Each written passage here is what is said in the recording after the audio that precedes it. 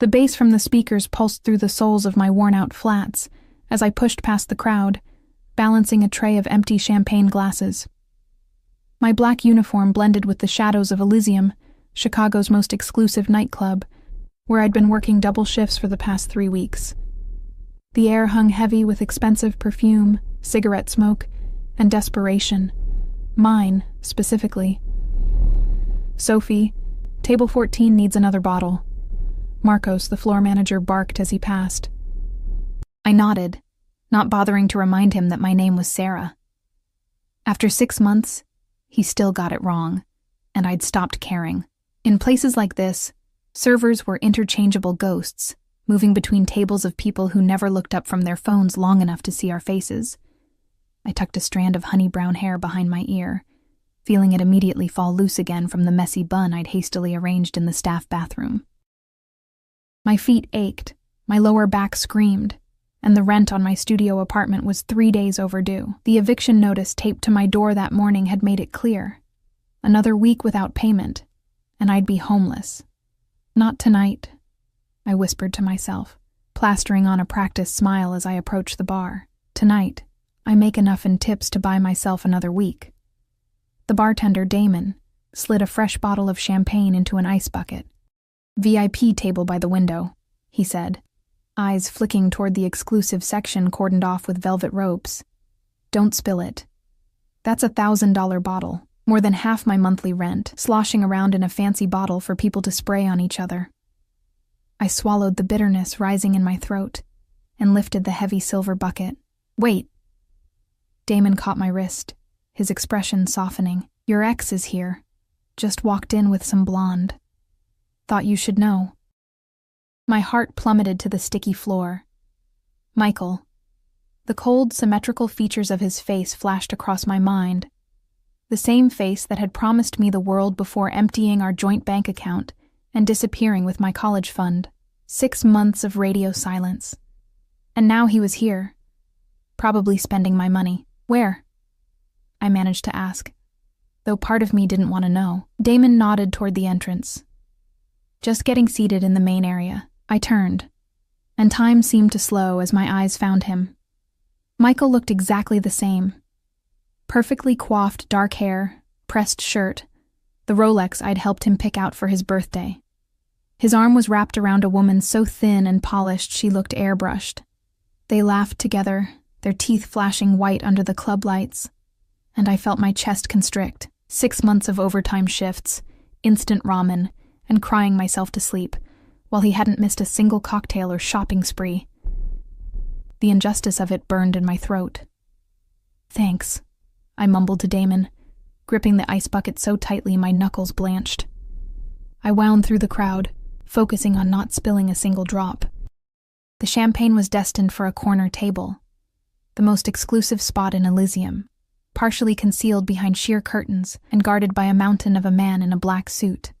As I approached, the guard's eyes swept over me, assessing and dismissing me in the same moment. He stepped aside without a word. I slipped through the parted curtain and entered a different world. The noise of the club seemed to fade, as if the air itself was different here. 3 men occupied the circular booth, their conversation halting as I appeared, but it was the one in the center who drew my attention like a magnet. He sat perfectly still, one arm stretched along the back of the booth, the other resting on the table near a tumbler of amber liquid. His suit wasn't flashy, but fit him like it had been poured onto his broad shoulders. Dark hair, closely cropped at the sides but longer on top, framed a face that belonged on ancient coins, all sharp angles and authority. But it was his eyes that made my breath catch, dark as burnt coffee, watching me with an intensity that made me feel simultaneously seen and stripped bare. I lowered my gaze, focusing on arranging the ice bucket. "Your champagne, sir," I said, my voice steadier than I felt. From the corner of my eye, I could see his companions, one lean with calculating eyes that seemed to be constantly moving, the other older with silver at his temples and a scar bisecting his right eyebrow. They weren't the typical Elysium crowd of trust fund kids and social media celebrities. These men carried a different kind of presence, a contained power that hummed like electricity. "Thank you," the man in the center said, his voice a low rumble that seemed to vibrate through my chest. His accent held the faintest trace of something European, Italian perhaps. He made no move to take the bottle, and I realized he expected me to serve them. With hands that I prayed weren't visibly shaking, I removed the foil and wire cage, then eased the cork out with a controlled hiss rather than a celebratory pop. I poured an inch into a flute and offered it to him for approval. He didn't even glance at it. "Your hand is trembling," he observed instead, his eyes still fixed on my face. Heat rushed to my cheeks. "I'm sorry, sir. Long shift." Something shifted in his expression. Not quite a smile, but a softening around the eyes. He took the glass from me, his fingers brushing mine in a touch that sent an inexplicable shiver up my arm. "What's your name?" "Sarah," I answered, surprised he'd asked. Customers rarely did. He tasted the champagne, then nodded. As I filled the glasses for his companions, I felt his gaze tracking my movements. "Sarah," he repeated, as if testing how it felt in his mouth. "You seem distressed. Is it just the long shift or something more?" The question caught me off guard. I looked up, meeting his eyes directly for the first time, and felt a strange pull, like standing at the edge of a high cliff, simultaneously terrified and tempted to step forward into the empty air. I started, then stopped as movement in my peripheral vision dragged my attention back to the main floor. Michael was walking directly toward the restrooms, which meant he would pass within feet of where I stood. Panic clawed up my throat. In that split second of terror and humiliation, I made a decision born of desperation.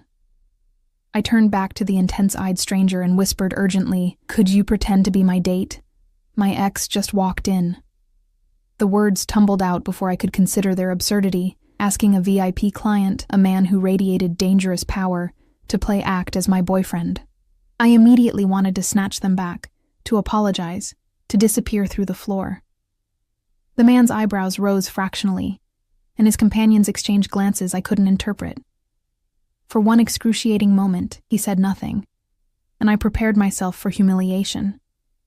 Then, with deliberate movements, he slid to the edge of the booth and stood. He towered over me, at least 6'2" of contained strength. Without a word, he placed his hand at the small of my back and guided me to stand beside him, angled so we were both visible from the main floor. "Which one?" he asked, his breath warm against my ear. Still stunned by his acquiescence, I nodded subtly toward Michael, who had paused to speak to someone. Blue shirt, dark hair, Rolex. Something hard flashed in the man's eyes. There and gone so quickly I thought I might have imagined it. His hand slid from my back to my waist, drawing me closer to his side. The subtle scent of him enveloped me. Cedar, expensive whiskey, and something uniquely male. "Follow my lead," he murmured, and then his expression transformed. The intensity remained, but now it was focused entirely on me, his lips curving into a smile that contained such intimate heat that I felt it like a physical touch.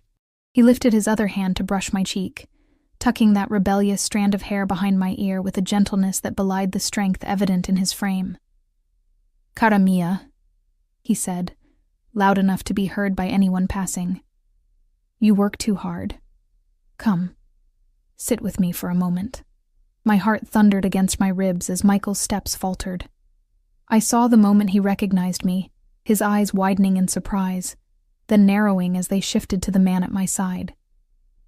For the first time since our breakup, I saw uncertainty in Michael's expression as he assessed the stranger, taking in the bespoke suit, the confident stance, the possessive hand on my waist, and clearly finding something that gave him pause. The stranger's thumb traced small circles at my hip, the gentle motion at odds with the predatory attention I could feel emanating from him.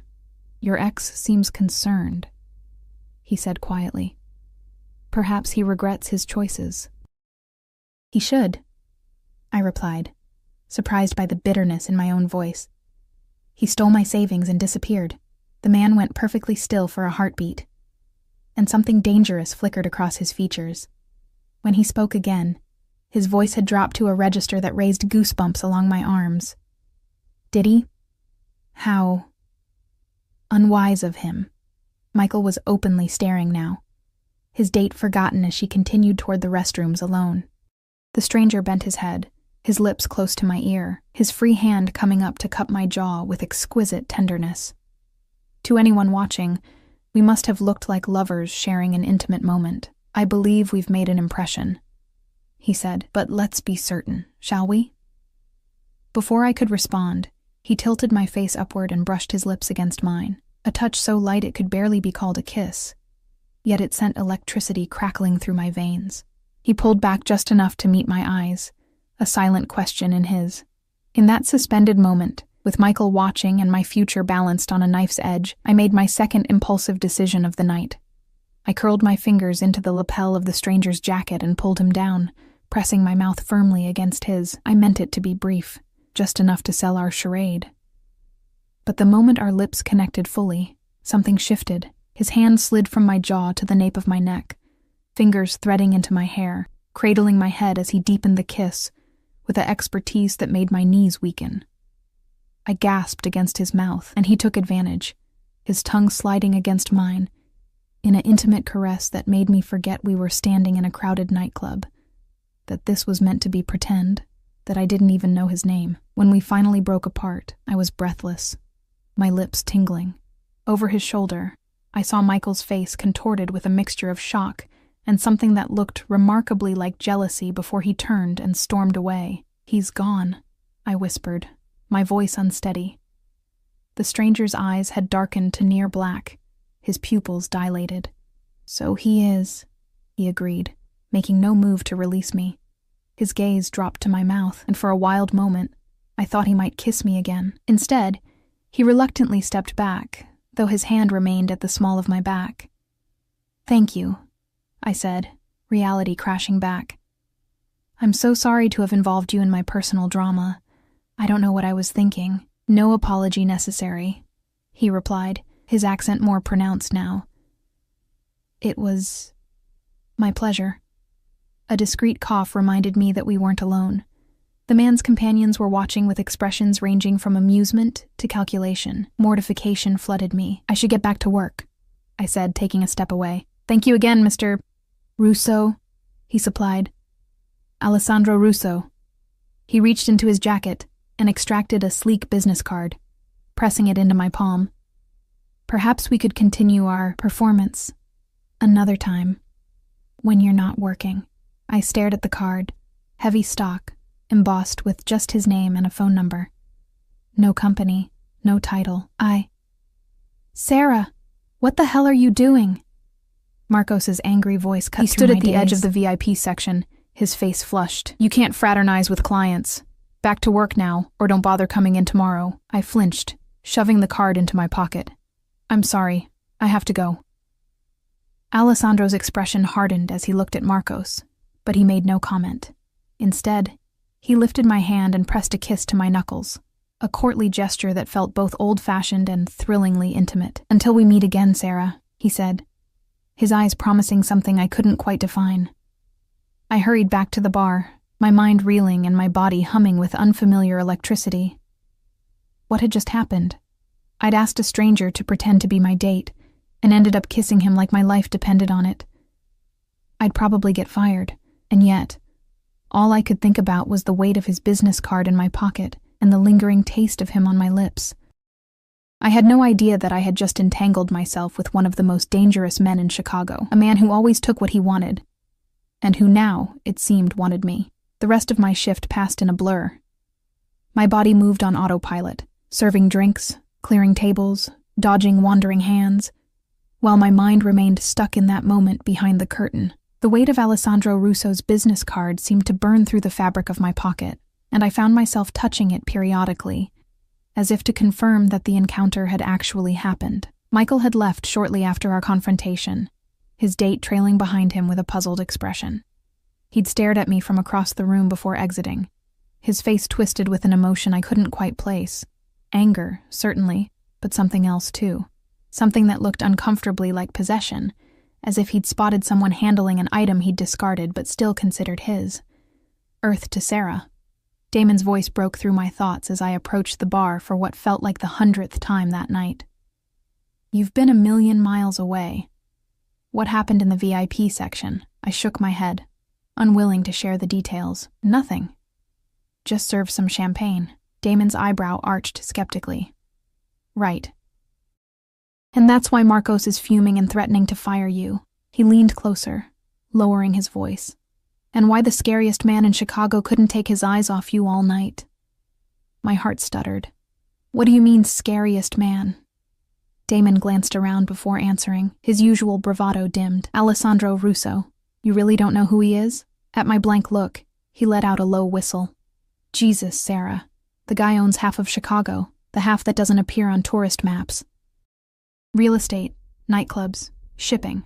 But word is, that's just the legitimate front. Cold dread pooled in my stomach. Front for what? What do you think? Family business? Old school Italian? Damon drew his finger across his throat in a slashing motion. They say he's cleaned up the operation since taking over from his father. But still, not a man you want to owe anything to. I swallowed hard, remembering the intensity in Alessandro's dark eyes, the controlled power in his movements. I don't owe him anything. Damon looked unconvinced. Well, whatever happened, his guy left this for you. He slid a sealed envelope across the bar. And Sarah, be careful. Men like Russo don't do anything without a reason. The envelope was heavy cream-colored stock, my name written on the front in bold, elegant script. I tucked it away unopened, next to the business card. Whatever it contained, I didn't want to read it under the flashing lights of Elysium with Damon watching my reaction. By the time my shift ended at 3 a.m., exhaustion had settled into my bones like concrete. I changed out of my uniform in the cramped staff bathroom, wiping away smudged mascara and futilely attempting to smooth my wrinkled street clothes. The face that stared back at me from the spotted mirror looked hollow-eyed and fragile, hardly the kind of woman who would attract the attention of a man like Alessandro Russo. The thought brought both relief and an unexpected pang of disappointment. I slipped out the back exit, into the alley that smelled of garbage and stale beer. The night air was cool against my flushed skin, carrying the first hints of autumn. Chicago in September always felt like a transition, summer's heat lingering during the day, while nights whispered of the coming winter. I pulled my thin jacket tighter around myself and began the walk to the L station, mentally calculating if I had enough money for a rideshare. The math was depressing. A sleek black Escalade idled at the end of the alley, its engine a quiet purr in the pre-dawn silence. I slowed my steps, wariness prickling along my spine. Working late nights, every woman developed a sixth sense about potential danger. I considered turning back, finding another exit, when the rear door opened. Ms. Winters. The voice was unfamiliar, not Alessandro's rich timbre, but clipped and professional. A man stepped partly out of the vehicle, his face in shadow. Not the mountain of a bodyguard from the club, but someone leaner, with calculating eyes I recognized from the VIP booth. Mr. Russo sent me to offer you a ride home. I took an instinctive step back. That's not necessary. It's nearly 4 a.m, and you live in Bridgeport. The L won't get you within 6 blocks of your building.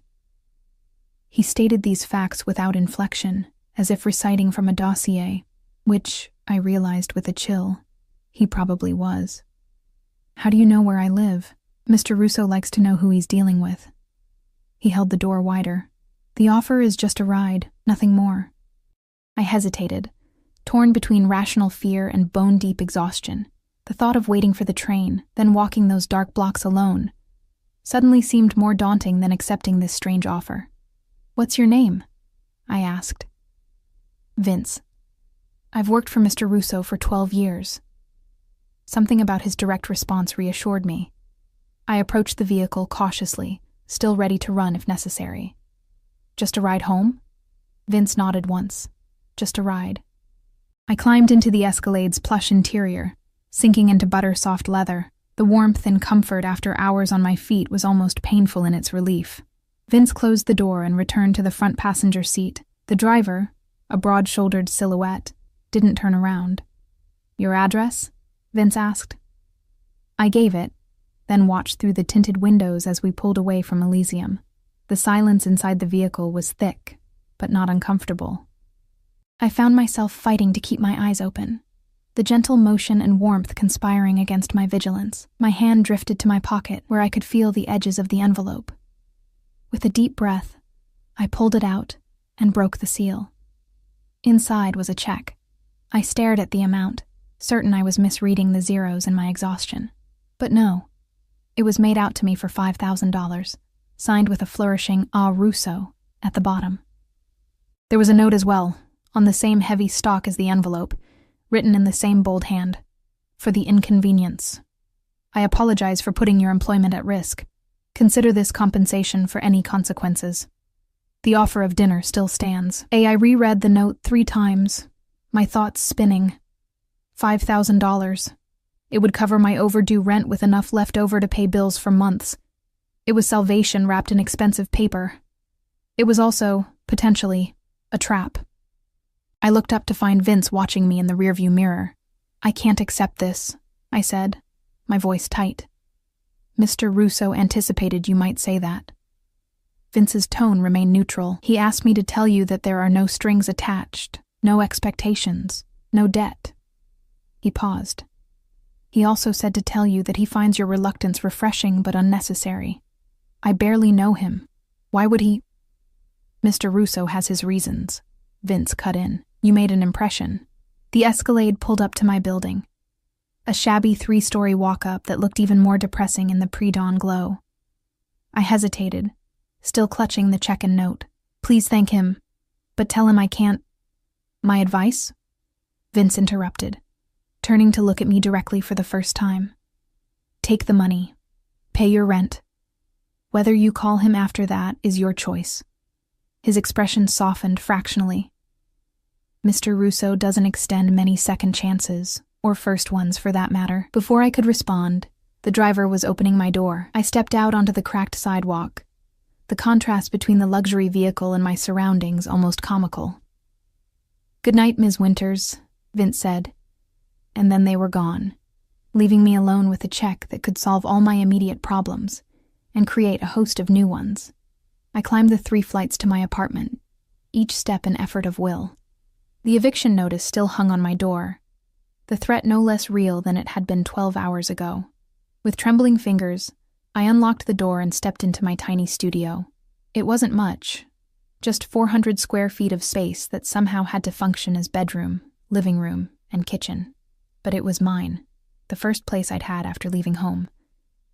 The thought of losing it sent a wave of panic through me so strong that my knees weakened.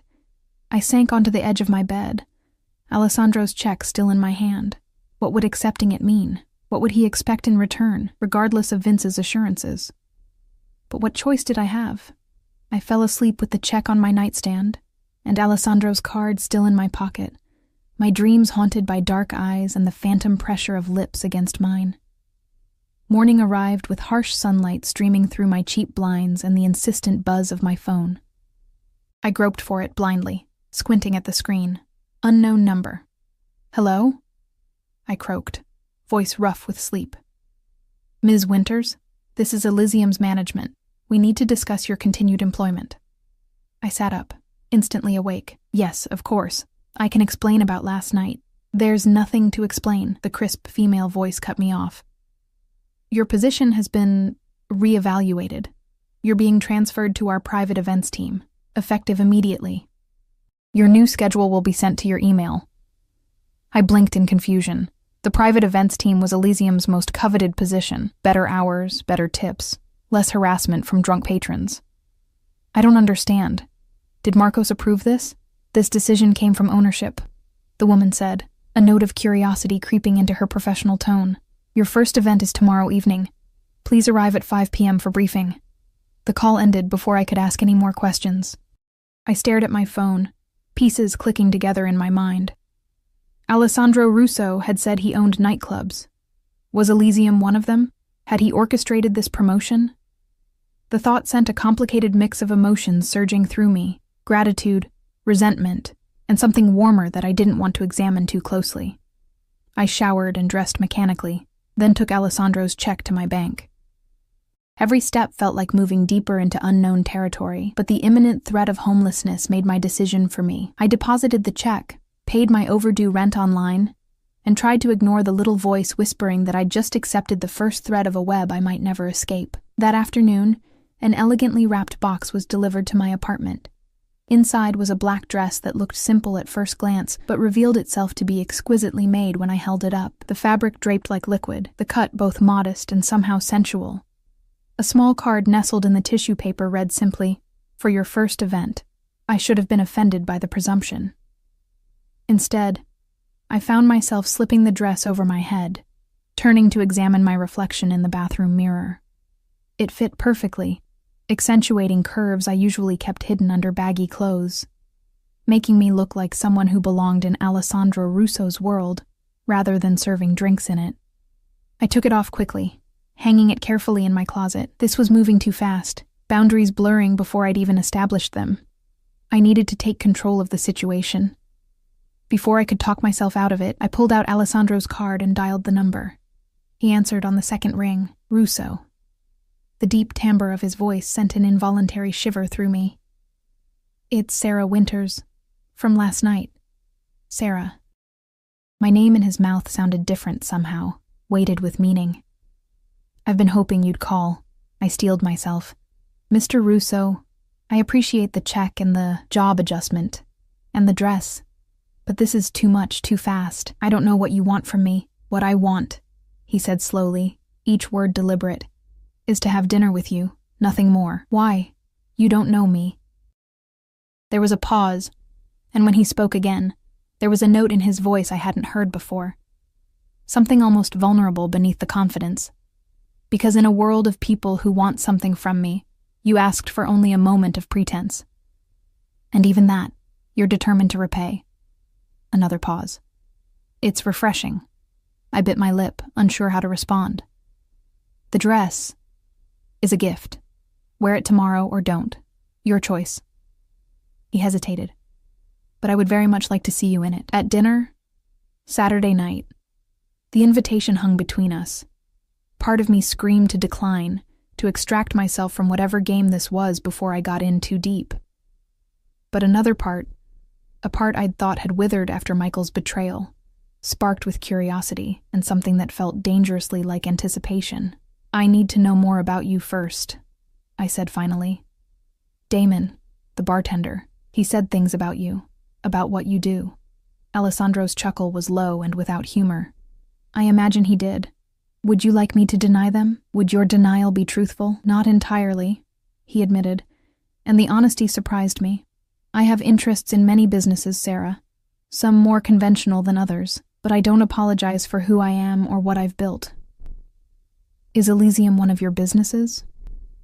"Yes, so my new position was well-deserved," he finished. "Consider it correcting an oversight. Marcos is an idiot who wouldn't recognize talent if it served him a $1,000 bottle of champagne." Despite myself, I laughed. "That's very smooth." "I'm not trying to be smooth. I'm trying to be honest." His voice deepened. "I want to see you again, Sarah. The rest, we can discuss over dinner." I closed my eyes, weighing my options. The rational choice was clear. Return the check, decline the dress, ask for my old position back, and forget Alessandro Russo existed. The safe choice.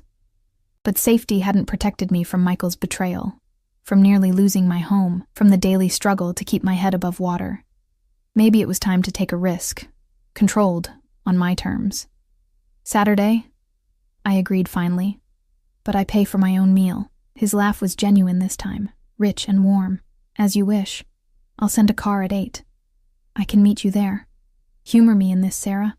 Chicago isn't always kind after dark, and I'd rest easier knowing you were safely escorted." The protectiveness in his tone should have raised red flags. Instead, it kindled a warmth in my chest that I hadn't felt in a long time. "All right. A car at 8. Until Saturday, then." "Until Saturday," I echoed, and ended the call. I placed my phone down carefully, as if it might detonate. What had I just agreed to?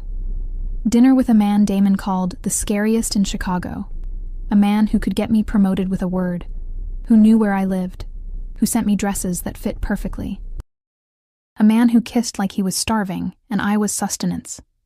Whatever game I was playing, the stakes had just been raised, and I wasn't entirely sure I knew the rules. The next evening, I stood in Elysium's private event space, barely recognizing my workplace.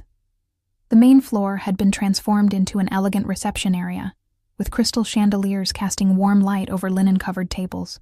Floor-to-ceiling windows offered a panoramic view of Chicago's skyline, the city lights beginning to twinkle as dusk descended.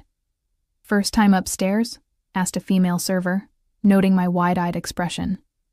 Her name tag read, Lydia. I nodded. I was just transferred from the main floor.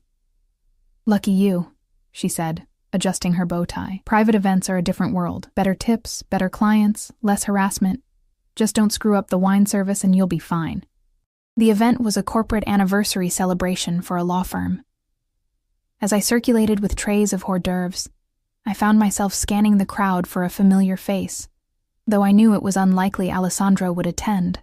Still, I couldn't shake the feeling of being watched, a prickling awareness at the nape of my neck that followed me throughout the evening. "Ms. Winters." The voice came as I was arranging empty glasses on a tray. I turned to find Vince, Alessandro's right-hand man, impeccably dressed in a charcoal suit. "A moment of your time?" I followed him to a quiet corner, anxiety fluttering in my chest. "Is something wrong?" "Not at all. Mr. Russo asked me to ensure your first event was going smoothly." His gaze was assessing, but not unkind. "He also requested I deliver this." He handed me a small velvet box. My stomach dropped. "I can't accept jewelry." A hint of amusement crossed Vince's usually impassive features. "It's not what you think." I opened the box cautiously. Inside was a simple key on a silver chain. I looked up questioningly. "A gesture of goodwill," Vince explained. "The key is to a safe deposit box at First Meridian Bank, established in your name. Inside is the original copy of your debt to Velocity Financial." My breath caught. "My student loans? How did he—" "Mr. Russo has resources," Vince said simply. "The debt hasn't been paid. That would be presumptuous, but now you control it, not them. What you do with it is your choice." I stared at the key, my mind reeling. My student loans had been sold to Velocity Financial after I'd fallen behind on payments, the interest ballooning the original amount to something I could never hope to repay. Having control of the paper meant I could negotiate directly, potentially settling for pennies on the dollar. "Why would he do this?" I whispered. Vince straightened his already immaculate cuffs. "Mr. Russo values independence. He thought this might help you secure yours." He checked his watch. "I should let you get back to work. Enjoy your evening, Ms. Winters." He disappeared into the crowd, leaving me clutching the key, torn between gratitude and suspicion. Alessandro was systematically removing the financial burdens that kept me vulnerable. First the rent, now the looming student debt. But why? What did he expect in return? The question followed me home that night, and through the next day as I prepared for our dinner. I stood before my mirror in Alessandro's gift, the black dress that transformed me from overworked server to someone who might belong on the arm of a powerful man. The key from Vince hung around my neck, tucked beneath the fabric, a constant reminder of Alessandro's inexplicable interest. At precisely 8, my phone buzzed with a text. "Your car is waiting." I took a deep breath, grabbed my purse, and headed downstairs. The same black Escalade idled at the curb, but this time when the door opened, Alessandro himself emerged. He wore a tailored suit in deep navy, the crisp white of his shirt emphasizing the olive tone of his skin. His dark hair was styled away from his face, highlighting the strong line of his jaw and those intense eyes that seemed to see straight through my carefully constructed defenses. "Sarah," he said, my name a caress in his accented voice. "You look beautiful." I fought the warmth spreading through me at his appreciative gaze. "Thank you for the dress. It wasn't necessary." "Necessary, no, but worthwhile." He gestured to the car. "Shall we?" The restaurant was in a converted warehouse in the West Loop, its industrial exterior giving no hint of the elegance within. A maitre d' greeted Alessandro by name, leading us to a secluded table overlooking a courtyard garden illuminated with fairy lights. No reservation had been mentioned, no wait endured, despite the crowded dining room. "You come here often?" I asked as Alessandro held my chair. He sat across from me, his movements fluid and controlled. "I own it." Of course he did. "Is there anything in Chicago you don't own?" A ghost of a smile touched his lips. "Many things. Most of them not worth having." The waiter appeared with a bottle of wine that hadn't been ordered, pouring a taste for Alessandro's approval. The choreography spoke of routine, of a man accustomed to deference. "You promised honesty," I said once we were alone again. "So tell me, who are you really, Alessandro Russo?" He studied me for a long moment, as if deciding how much truth to offer. "On paper, I'm a businessman with interests in real estate, hospitality, and shipping. My family came from Sicily 3 generations ago and built something lasting." He took a sip of wine. "Off paper, my operations sometimes exist in gray areas. Damon called you the scariest man in Chicago." Alessandro's expression hardened slightly. "Fear has its uses in my world, but it's not what I want from you. What do you want from me?" His gaze was unwavering. "Time, conversation, the pleasure of your company without pretense. And the money? The promotion? The dress? The key?" I touched the spot where it rested against my sternum. "Those don't feel like gifts without expectation. Not expectations, possibilities." He leaned forward, his intensity magnetic. "I saw you that night, Sarah, before you ever spoke to me, working yourself to exhaustion, carrying the weight of burdens that weren't of your making." His jaw tightened. "Then I saw your ex, living comfortably on what he stole from you. I recognized the injustice. So this is, what, charity? Justice? This is me removing obstacles that prevent us from meeting as equals." He reached across the table, his fingertips brushing mine in a touch that sent electricity up my arm. "I want to know you, Sarah Winters. The real you, not the version crushed by circumstance." The earnestness in his voice caught me off guard.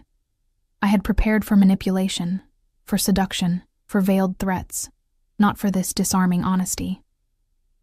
"Your past relationships," I began carefully, "were they also with women who needed rescuing?" His laugh was short and genuine. "Hardly. My previous entanglements were with women who understood the arrangement, companionship with clear boundaries and expiration dates." Something shifted in his expression. "Until you asked me to pretend, no one had surprised me in a very long time." Our conversation paused as the waiter brought our first course. Alessandro didn't look at the food. His eyes remained fixed on me. "I know what people say about men like me," he continued, his voice lower, "that we're possessive, dangerous, that we see people as assets to be acquired." He rotated his wine glass slowly. "Some of it is true. I am possessive of what I care about. I can be dangerous to those who threaten what's mine." A shiver ran through me, not entirely of fear, but I've never viewed people as property, Sarah. Loyalty, respect, even affection, these must be earned, not purchased. He met my gaze directly. "I don't want to own you. I want to earn the right to protect you, to provide for you, to—" He paused, seeming to search for the right words. "To be the person you choose to turn to." My heart raced at the intensity of his declaration. "You barely know me. I know enough to want more." His smile was both tender and predatory. "You're stronger than you realize. Despite everything, you've survived without compromising who you are. That kind of integrity is rare in my world." We ate, our conversation shifting to safer topics. My childhood in Michigan, his family's journey from Sicily, books we'd read, places we'd traveled. With each exchange, I found myself relaxing into his company, drawn to his sharp intelligence and unexpected humor. By dessert, I had almost forgotten who he was. Almost. But reminders came in subtle forms. The respectful distance other diners maintained, the constant vigilance of his security team positioned discreetly throughout the restaurant, the way his phone would buzz with messages he would glance at and dismiss with increasing irritation. "Sorry," he said, after the third interruption. "Business that shouldn't intrude on our evening." "Important business?" I asked. His expression cooled slightly. "Nothing I can't handle." He checked his watch. "Would you like to walk? There's a garden behind the restaurant." The garden was a small oasis, with stone pathways winding between carefully tended beds and softly illuminated trees. We strolled in comfortable silence until Alessandro paused beside a small fountain. "I've been monopolizing your time," he said, turning to face me. "You haven't told me what you want, Sarah." The question caught me off guard. What did I want? For so long, my desires had been confined to immediate survival. Pay rent, buy food, keep moving forward one day at a time. The luxury of wanting more had seemed impossible. I don't know, I admitted. To finish my degree, maybe. I was studying education before. I trailed off, the memory of Michael's betrayal still raw. Before your ex stole your future, Alessandro finished, anger flashing in his eyes. Tell me about him. I hesitated, but something in Alessandro's patient gaze made me want to unburden myself. We met in college.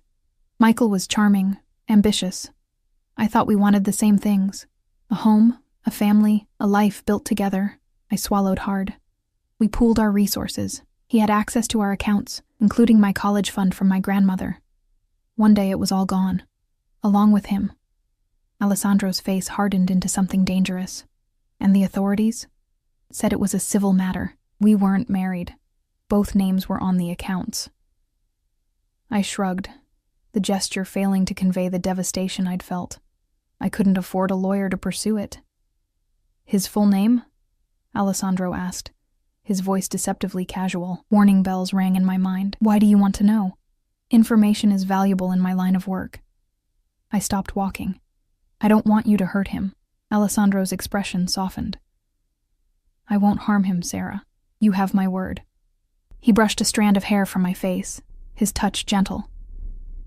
But men like that rarely steal only once, knowing his identity could protect others. The justification made sense, yet I sensed deeper motivations. Still, after everything Michael had done, did I owe him protection? Michael Delaney, I said finally. He works at Hartman Financial downtown. At least he did. Alessandro nodded, making no comment, but I saw the information register in his eyes, filed away for future use. It's getting late, I said, suddenly aware of how far I'd ventured into Alessandro's world in one evening. I should go home. Of course. He offered his arm, a courtly gesture that made me smile despite my unease. As we walked back to the car, he kept his pace matched to mine, his body angled slightly as if to shield me from the cool night air. At the Escalade, he paused. May I see you again? In the glow of the street lamps, his expression was unguarded, hopeful, almost vulnerable. It humanized him in a way that all his grand gestures hadn't. Yes, I said, the answer coming more easily than I'd expected. But no more gifts, no more financial rescue, just time together. As equals. His smile was slow and genuine. As equals, he agreed, though we both knew it wasn't that simple. He leaned down, his intention clear, giving me time to retreat. I didn't. Instead, I rose on my toes, meeting him halfway. This kiss was different from our first. Not a performance, but an exploration, gentle yet thorough.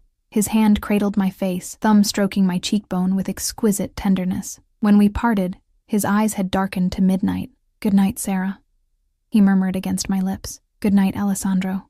As the Escalade carried me home, I touched my fingertips to my mouth, still feeling the imprint of his kiss. Whatever game we were playing, whatever web I was walking into, I was no longer certain I wanted to escape. 3 weeks passed in a blur of new routines. By day, I worked private events at Elysium, my new position bringing better hours and substantially improved tips. By night, I found myself increasingly in Alessandro's company. Dinners at exclusive restaurants, private concerts where we sat in box seats far from the crowd, quiet evenings in the library of his penthouse overlooking Lake Michigan. Each encounter revealed new facets of the man behind the reputation. Alessandro was well-read, with a passion for history and philosophy. He spoke 4 languages fluently.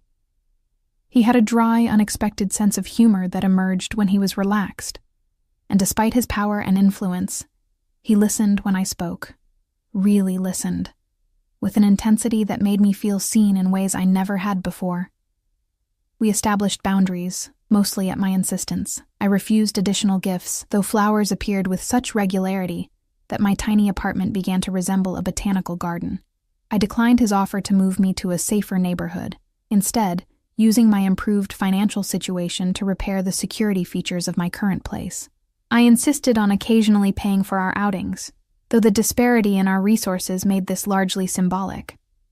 Alessandro accepted these terms with grace, though I sometimes caught frustration flickering across his features when I rejected his more lavish offerings. His protective instincts ran deep, a fundamental aspect of his character that both attracted and concerned me. "You're stubborn," he observed one evening, as we sat on the terrace of his penthouse, the October wind carrying a chill that had him draping his jacket around my shoulders. Most women would have accepted the car by now. I smiled, inhaling his scent from the jacket's collar. "I'm not most women." His eyes darkened with something possessive. "No, you're not." He took my hand, his thumb tracing circles on my palm. "That's precisely why I want to give you everything." "Things aren't what I want from you, Alessandro." "What do you want, then?" The question was soft, serious. I considered my answer carefully. What did I want from this dangerous, complex man who had upended my carefully constructed independence? "Honesty," I said finally. "Even when it's difficult. Even when you think I won't like what I hear." Alessandro studied me for a long moment, then nodded. "Honesty," he agreed. "Starting now?" My pulse quickened. "Yes."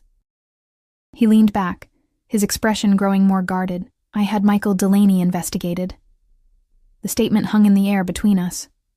Part of me had expected this, had been waiting for it since I'd given Alessandro Michael's name in the garden.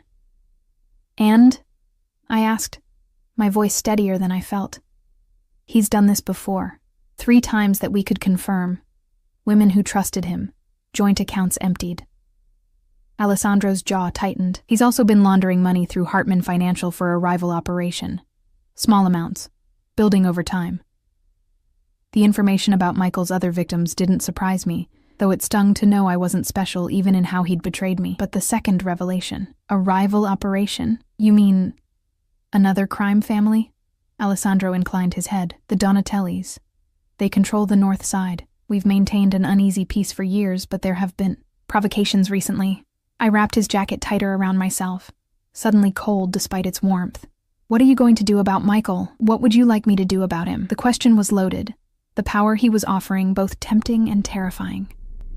I could say the word, and Michael would... what? Be threatened? Beaten? Worse?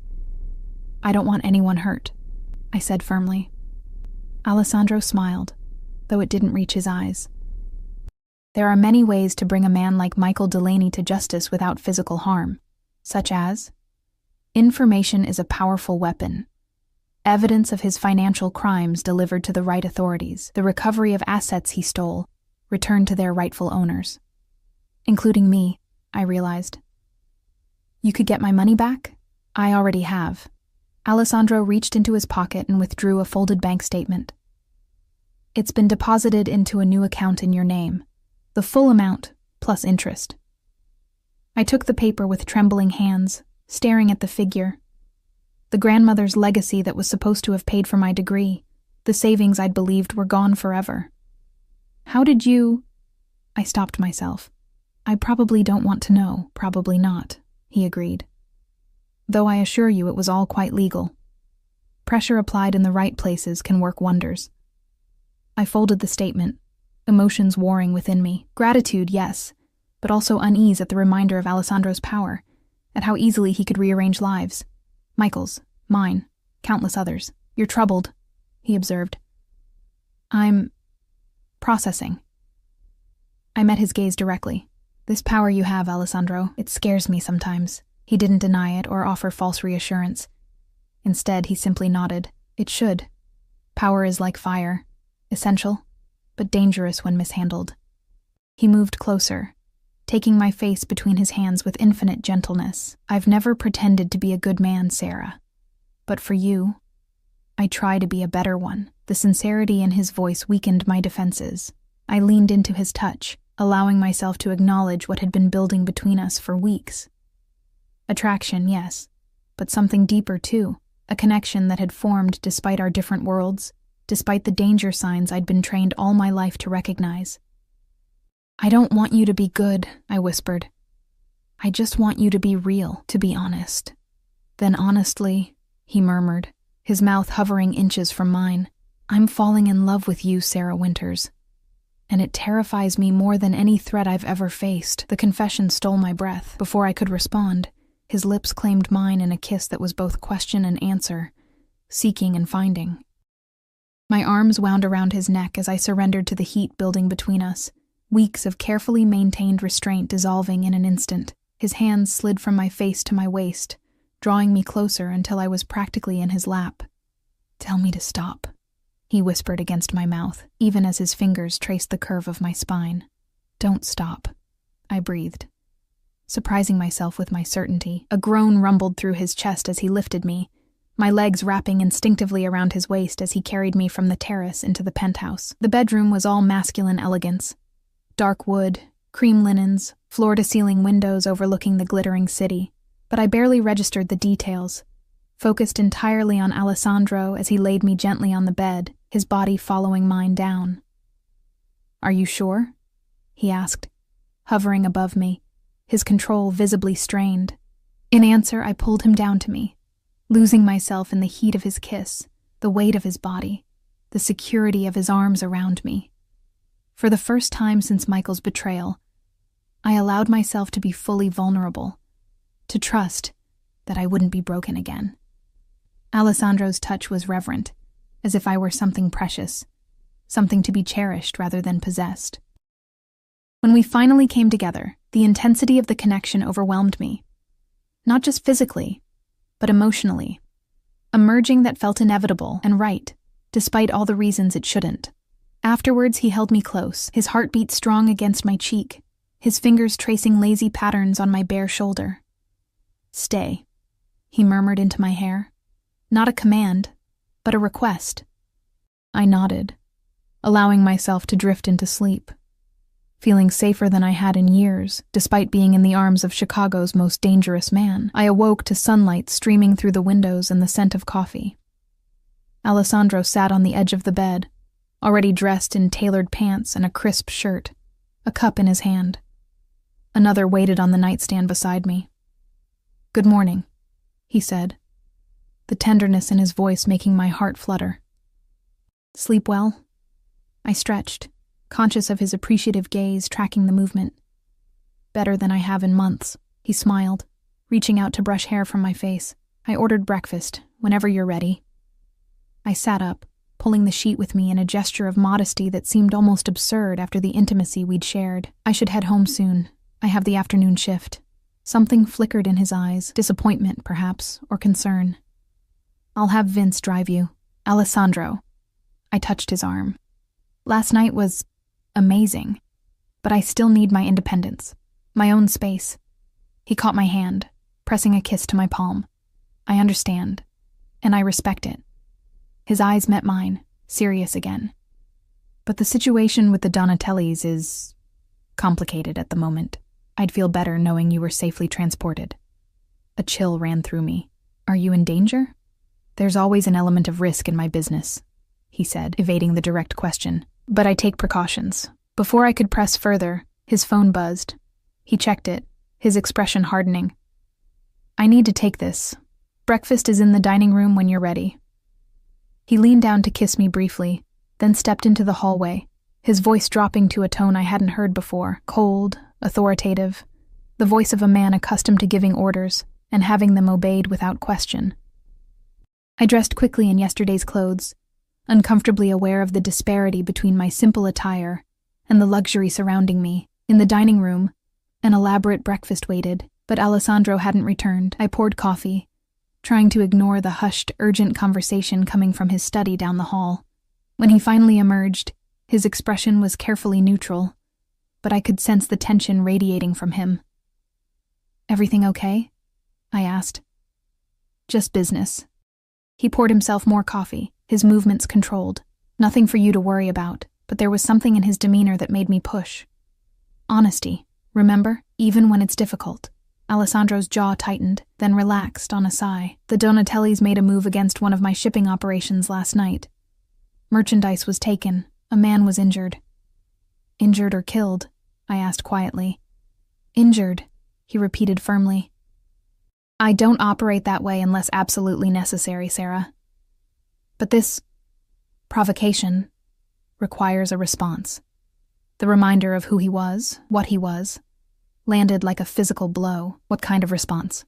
He set down his cup, eyes calculating. It's better if you don't know the details. Alessandro, there are aspects of my life I can't share with you, he interrupted, his tone gentle but unyielding. Not because I don't trust you, but because I want to protect you. Knowledge can be dangerous in my world. I stood, suddenly needing distance. I should go. Hurt flashed across his features before he masked it. Of course. Vince is waiting downstairs. The ride to my apartment was silent, my thoughts in turmoil. Last night had changed things between us. Deepened a connection I wasn't sure I was ready to acknowledge.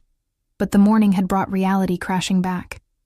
Alessandro wasn't just a man who happened to have wealth and power. He was involved in dangerous, likely illegal activities.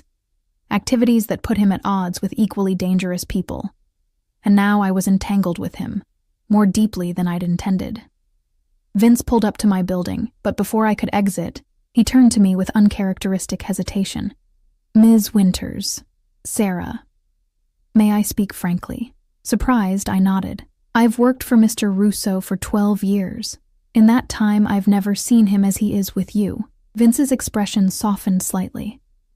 He's trying to build something legitimate, something that could eventually leave the old ways behind. But transitions like that take time, and enemies don't respect the process. I absorbed this, understanding what Vince was trying to tell me. You're saying I should be patient with him. I'm saying he's changing for you. But change doesn't happen overnight. Vince's gaze was steady, and in our world, showing weakness can be fatal. Block 5. For 3 days after our night together, Alessandro and I communicated only through text messages, brief exchanges where he asked about my day, and I responded with carefully neutral updates. He didn't push for more, seeming to understand my need for space to process everything. The distance both relieved and ached, a contradiction I wasn't ready to examine too closely. On the 4th day, as I was preparing for my evening shift, a knock at my apartment door startled me. I approached cautiously, peering through the peephole to find Michael standing in the hallway. My heart stuttered with shock and instinctive fear. I hadn't seen him since that night at Elysium. Hadn't spoken to him since he'd emptied our accounts and vanished from my life. What was he doing here? I opened the door a few inches, keeping the security chain engaged. What do you want? Michael looked terrible, his normally immaculate appearance disheveled, dark circles beneath bloodshot eyes. Sarah, he said, his voice hoarse. I need to talk to you, please. We have nothing to talk about. I moved to close the door, but his next words froze me. It's about Russo. You're in danger, Sarah. A chill ran through me. I hesitated, then unlatched the chain, allowing Michael inside while maintaining a safe distance between us. Explain. Michael ran a trembling hand through his hair. The money I took from you, from the others. It wasn't just for me. I was paying off a debt to the Donatellis. They had leverage over me, things I'd done. He swallowed hard. But now they want more. They know about you and Russo. They're planning something, Sarah, something bad. Why would I believe anything you say? I asked, anger flaring beneath my fear. You stole from me. You disappeared without a word. I know, he said, his voice cracking. I know what I did was unforgivable. But I'm trying to make it right.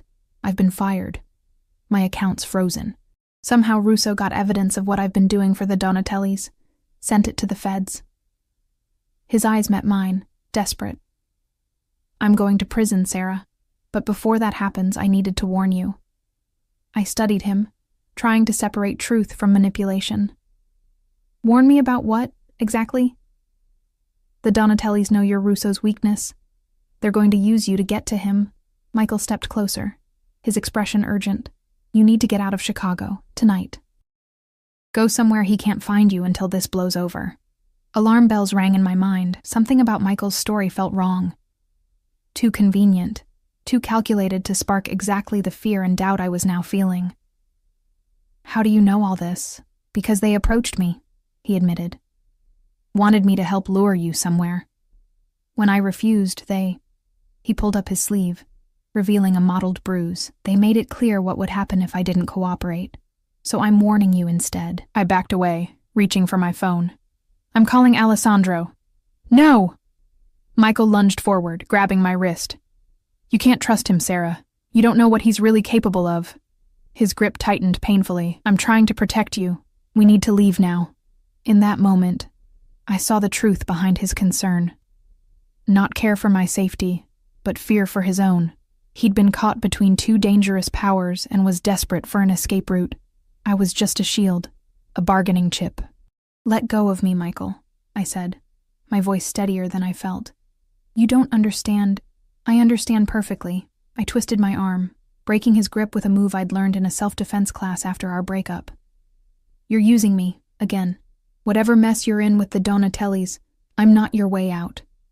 His face contorted with anger, the pretense of concern evaporating. You stupid bitch. Do you think Russo actually cares about you?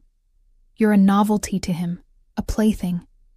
When he's done, the door burst open, crashing against the wall with enough force to crack the plaster. Vince stood in the doorway, gun drawn, with two other men behind him. Michael froze, face draining of color. Step away from her, Vince said, his voice deadly calm. Now. Michael raised his hands, backing up. This is a misunderstanding. I was just attempting to kidnap Ms. Winters on Donatelli orders, Vince finished. We intercepted the communications, Delaney. We know exactly what you were supposed to do. My legs threatened to give way as the reality of the situation hit me. If Alessandro hadn't had people watching my apartment, take him. Vince instructed the men behind him.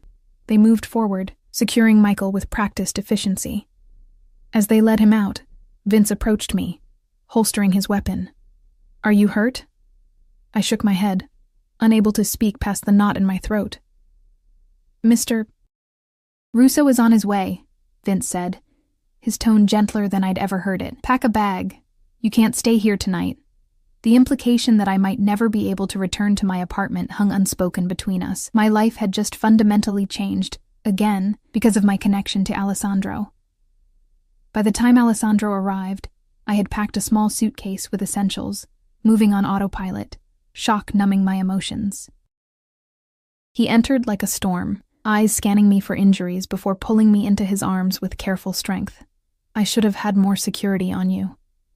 He murmured into my hair. This is my fault. I pulled back to look at him, finding his face drawn with worry and barely contained rage. Where's Michael? Somewhere secure. The coldness in his tone sent a shiver through me. He'll answer for what he attempted today. Don't kill him, I said immediately, my voice breaking. Please, Alessandro, not for me. His expression softened slightly. I won't take his life, Sarah. You have my word. He brushed his thumb across my cheek. But he can't go unpunished. The Donatellis would see it as weakness. I nodded, understanding the reality of Alessandro's world more clearly than ever. What happens now? Now, I take you somewhere safe. He picked up my suitcase. This situation with the Donatellis has escalated beyond what I anticipated. Until it's resolved, you need protection. For how long? Alessandro hesitated, then answered with the honesty I'd asked of him. I don't know. These conflicts can end quickly or drag on for months. His eyes held mine, serious and intent. But know this. I will resolve it, and I will keep you safe, no matter what. I had no choice but to trust him. My apartment was compromised, my routine known to people who wished to use me against Alessandro. I was out of my depth in a game with stakes higher than I could comprehend. Alessandro's somewhere safe turned out to be a lakeside estate north of the city, a sprawling property surrounded by acres of woodland, and a security perimeter that would put most military bases to shame. The main house was a blend of modern architecture and old-world craftsmanship, with walls of glass overlooking Lake Michigan's vast expanse. My family has owned this property for 3 generations, Alessandro explained as we drove through the gates. It's the one place I know is absolutely secure. The next few days passed in a strange limbo. Alessandro divided his time between the estate and the city, attending to what he obliquely referred to as negotiations. When present, He was attentive and gentle, but I could sense the strain he carried, the weight of responsibility for both his organization and my safety. On the 5th night, I awoke to find him standing at the bedroom window, silhouetted against the moonlight reflecting off the lake. He wore only pajama pants, the sculpted planes of his back tense with unspoken burdens. "Alessandro?" I sat up, pulling the covers around me. "What's wrong?" He didn't turn. "The Donatellis have proposed a meeting. Tomorrow night." I slipped from the bed, crossing to stand beside him. "Is that good or bad?" "It could be either." He finally looked at me, his expression grave. "They could be seeking resolution, or it could be a trap." "Then don't go," I said, fear clutching at my heart. He smiled sadly. "If I don't go, it's seen as cowardice. The conflict escalates, more people get hurt." His hand cupped my face. "This is the reality of my world, Sarah. The responsibility I carry." I leaned into his touch, understanding washing over me. "This is what you meant about trying to build something legitimate. You're trapped between the old ways and the new." "Yes," he admitted. "I've been working for years to transition our operations to fully legal enterprises. But the old guard, both within my organization and among our rivals, resist change." His thumb traced my lower lip. "Meeting you accelerated my timeline, made me more determined to create a future where I don't have to hide parts of myself from you." The confession broke something open inside me. I reached for him, drawing him down into a kiss that conveyed everything I couldn't yet put into words. My fear for him, my understanding of his position, and the deepening feelings I could no longer deny. We made love slowly that night, with an intensity born of uncertain futures and unspoken fears. Afterwards, as he held me against his chest, I finally found the courage to voice what had been growing in my heart. "I'm falling in love with you too," I whispered. "And it terrifies me even more than your world does." His arms tightened around me, his heartbeat accelerating beneath my ear. "Sarah," he breathed, my name a prayer on his lips. "When this is over—" "Don't," I interrupted, pressing my fingers to his mouth. "No promises you might not be able to keep. Just come back to me tomorrow." He kissed my fingertips, eyes solemn in the darkness. "That I can promise." Morning brought a flurry of activity to the estate. Security briefings, weapon checks, contingency plans discussed in hushed tones. Alessandro moved through it all with calm authority, issuing directives that were followed without question. In these moments, I saw most clearly the power he wielded, the respect he commanded. By afternoon, preparations were complete. Alessandro found me in the library, where I'd been attempting to distract myself with books. "It's time," he said simply. I rose, crossing to him with steps that felt leaden. "How long will you be gone?" "A few hours, if all goes as planned." He took my hands in his. "Vince will remain here with you, along with our best security team. You'll be safe." "It's not my safety I'm worried about," I replied, my voice catching. Alessandro's expression softened. He reached into his pocket and withdrew a small velvet box. I was going to wait until this was resolved, but he opened it to reveal a delicate gold pendant shaped like a key. "To match the one you already wear," he explained. "A reminder that whatever locks life places before us, we have the means to open them together." Tears blurred my vision as he fastened the chain around my neck, the pendant settling beside the safe deposit key I still wore daily. The symbolism wasn't lost on me, from freedom from debt to a promise of shared futures. "Come back to me," I whispered, echoing my words from the night before. "Always," he promised, sealing the vow with a kiss that felt like both benediction and farewell. I watched from the window as his convoy of black vehicles disappeared down the driveway, my hands clutching both keys at my throat like talismans. The hours that followed were the longest of my life. I paced the estate, unable to settle, jumping at every sound. Vince maintained a stoic presence, offering reassurance with his calm confidence in Alessandro's abilities. "He's survived worse situations," he told me as evening descended with no word. "Mr. Russo is careful, strategic. He won't take unnecessary risks." But we both knew that in Alessandro's world, there were no guarantees. It was past midnight when headlights finally swept up the driveway. I rushed to the entrance, heart in my throat, Vince at my heels with his hand on his weapon. The front door opened to reveal Alessandro, his suit immaculate, but his face bearing a fresh cut above his eyebrow. Behind him stood his men, weary but intact. "It's done," he said simply, his eyes finding mine. "The Donatellis have agreed to terms. The conflict is over." Relief buckled my knees. I would have fallen if Alessandro hadn't crossed the space between us in 2 long strides, gathering me against him. I breathed in his scent, feeling the solid reality of him. Alive, whole, returned to me. "What happens now?" I asked when I could finally speak. Alessandro drew back enough to look into my eyes, his own filled with certainty. "Now we build something new, together, if you'll have me." In that moment, standing in the entrance hall of his family estate with the weight of the past weeks heavy upon us, I made my choice. Not in ignorance of who he was or the world he inhabited, but with full knowledge of both the man and the power he wielded. I chose the complexity of loving Alessandro Russo, with all that entailed. "I'll have you," I said. The words both acceptance and promise, all of you, the good, the bad, the dangerous, the gentle, everything you are. His smile was transformative, years of tension seeming to fall away as he lifted me into his arms, spinning us in a circle of joy that echoed through the grand foyer. 6 months later, as spring breathed new life into Chicago, I stood in the garden of Alessandro's estate, our estate now, watching as workers transformed the space for the evening's event. White chairs lined a petal-strewn aisle, fairy lights twinkled in the trees, and an arbor of roses marked the spot where, in a few hours, I would officially become Mrs. Russo.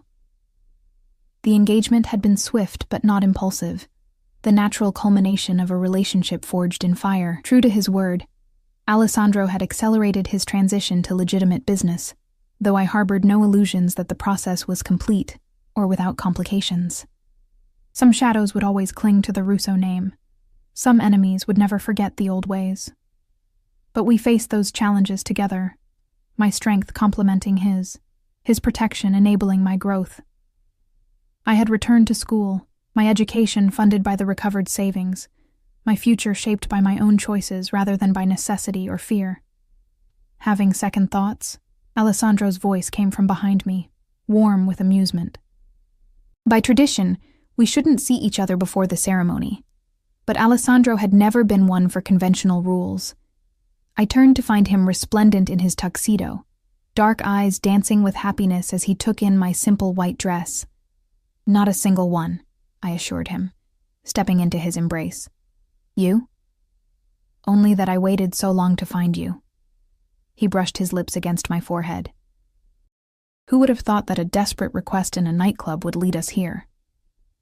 I smiled against his chest, remembering the frightened, exhausted woman I'd been, asking a dangerous stranger to pretend to be something more. "Could you pretend to be my date? My ex just walked in," I quoted softly, the most reckless words I've ever spoken.